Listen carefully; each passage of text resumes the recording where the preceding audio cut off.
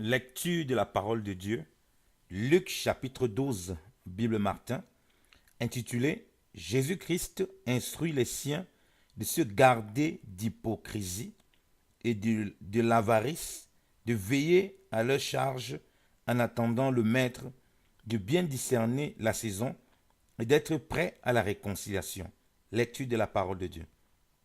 Cependant, les troupes s'étant assemblées par milliers, en sorte qu'ils se foulaient les uns les autres, il se mit à dire à ses disciples, donnez-vous garde surtout du levain des pharisiens qui est l'hypocrisie, car il n'y a rien de caché qui ne doive être révélé, ni rien de si secret qui ne doive être connu. C'est pourquoi les choses que vous avez dites dans les ténèbres seront ouïes dans la lumière, et ce dont vous avez parlé à l'oreille dans les chambres sera prêché sur les maisons.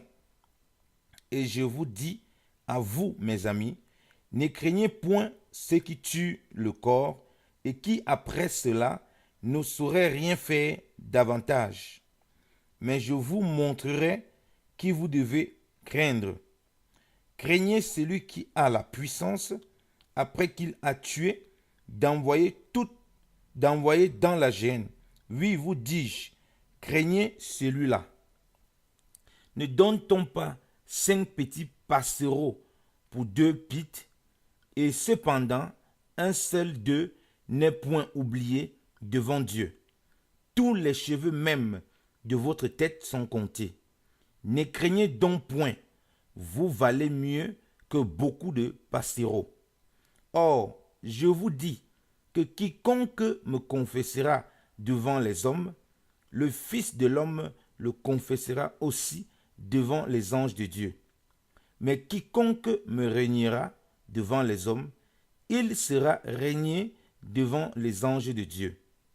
Et quiconque parlera contre le Fils de l'homme, il lui sera et quiconque parlera contre le Fils de l'homme, il lui sera pardonné. Mais à celui qui aura blasphémé contre le Saint-Esprit, il ne lui sera point pardonné. Et quand ils vous mèneront aux synagogues et aux magistrats et aux puissances, ne soyez point en peine comment ou quelle chose vous répondrez ou de ce que vous aurez à dire, car le Saint-Esprit vous enseignera dans ce même instant ce qu'il faudra dire. Et quelqu'un de la troupe lui dit, Maître, dis à mon frère qu'il partage avec moi l'héritage.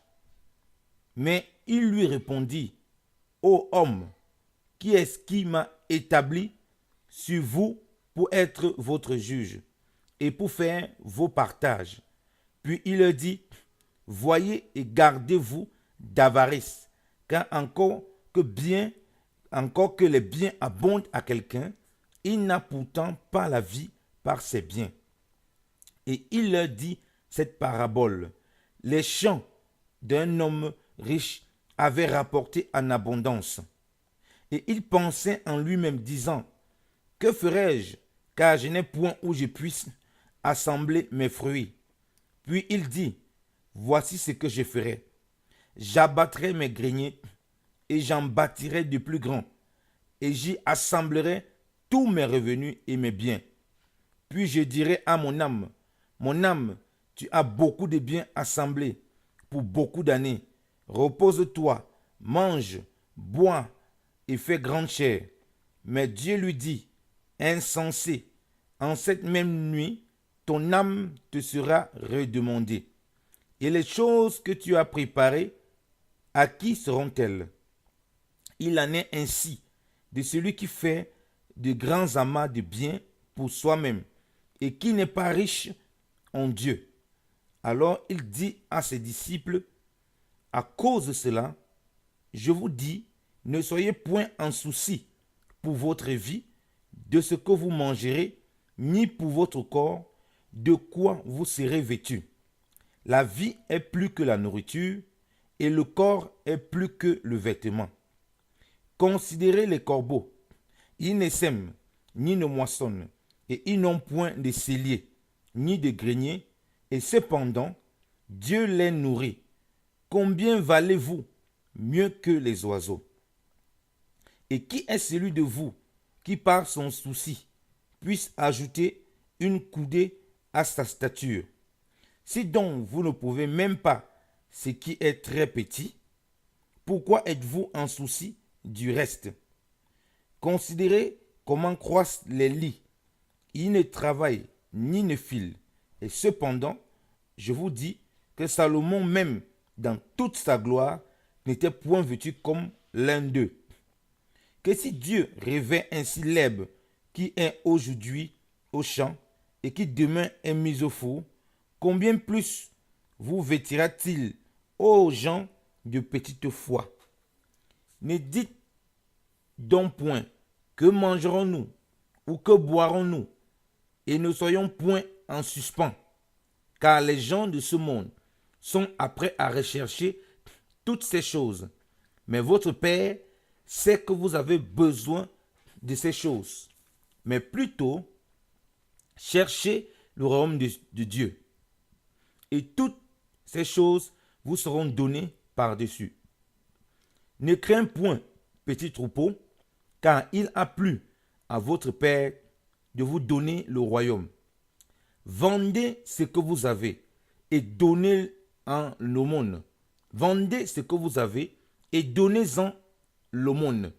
Faites-vous des bourses qui ne s'en vieillissent point et un trésor dans les cieux qui ne défaille jamais, d'où le larron n'approche point et où la teigne ne gâte rien. Car où est votre trésor, là sera aussi votre cœur. Qu'aux vos reins soient saints et vos lampes allumées. Et soyez semblables aux serviteurs qui attendent le maître quand il retournera des noces, afin que quand il viendra et qu'il heurtera, il lui ouvre aussitôt. Bienheureux sont ces serviteurs que le maître trouvera veillant quand il arrivera. En vérité, je vous dis qu'il se scindra et les fera mettre à table et s'avança, il les servira. Que s'il arrive sur la seconde veille ou sur la troisième et qu'il les trouve ainsi veillants, bienheureux sont ces serviteurs-là. Or, sachez ceci, que si le père de famille savait à quelle heure le larron doit venir, il veillerait et ne laisserait point percer sa maison. Vous donc aussi, tenez-vous prêts, car le Fils de l'homme viendra à l'heure que vous n'y penserez point. Et Pierre lui dit, Seigneur, dis-tu cette parabole pour nous ou aussi pour tous? Et le Seigneur dit, qui est donc le dispensateur fidèle et prudent que le maître aura établi sur toute la troupe de ses serviteurs pour leur donner l'ordinaire dans le temps qu'il faut? Bienheureux est ce serviteur-là que son maître trouvera faisant ainsi quand il viendra. En vérité, je vous dis qu'il l'établira sur tout ce qu'il a. Mais si ce serviteur-là dit en son cœur, mon maître tarde longtemps à venir, et qu'il se mette à battre les serviteurs et les servantes, et à manger et à boire et à s'enivrer, le maître de ce serviteur viendra au jour qu'il ne l'attend point, et à l'heure qu'il ne sait point, et il le séparera et le mettra au rang des infidèles. Or, le serviteur qui a connu la volonté de son maître et qui ne s'est pas tenu prêt et n'a point fait selon sa volonté, sera battu de plusieurs coups. Mais celui qui ne l'a point connu et qui a fait des choses dignes de ce châtiment sera battu de moins de coups. Car à chacun à qui il aura été beaucoup donné, il sera beaucoup redemandé. Et à celui qui aura été beaucoup confié, il sera plus redemandé. Je suis venu mettre le feu en la terre. Et que veux-je s'il est déjà allumé? Or, j'ai à être baptisé d'un baptême? Et combien puis-je presser? Et combien suis-je pressé jusqu'à ce qu'il soit accompli? Pensez-vous que je sois venu mettre la paix en la terre? Non, vous dis-je, mais plutôt la division. Car désormais, ils seront 5 dans une maison, divisés, 3 contre 2 et 2 contre 3.